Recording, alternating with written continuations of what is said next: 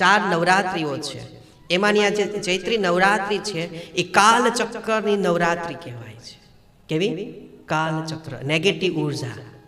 આ ચૈત્ર મહિનો આખો નેગેટિવ મહિનો છે. આખો ચૈત્ર મહિનો જ કાળચક્રથી ભરેલો હોય છે.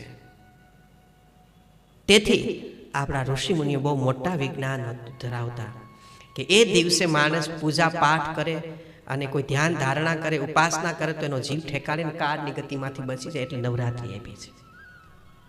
સમજ્યા તમે? એટલે અનુષ્ઠાનો આપ્યા છે બધાને.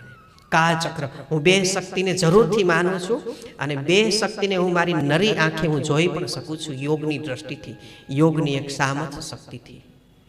કે એ બે શક્તિ એવી કે દેવ શક્તિ અને કાળ ચક્ર. દેવચક્ર અને કાળચક્રનું મારી નરી આંખે જોઈ શકું છું. તમને થાય પછી તમને ખબર પડે કાળચક્ર છે. સંતો મહાપુરુષો, ઓલિયા પીર, પેગંબરોને નરી આંખે દેખાતું હોય છે, પણ હસ્તક્ષેપ કરે નહીં. એ બહુ અતિ એને લાગે કે મારા ખાતાનો જીવ છે ને એને મને ટાઈમે યાદ કર્યો છે, અર્થાત એ સાધકની અને મારે એની જરૂર છે હજુ, તો એને કે તું આમ કરજે, બાકી એને ડિસ્ટર્બ ન કરે.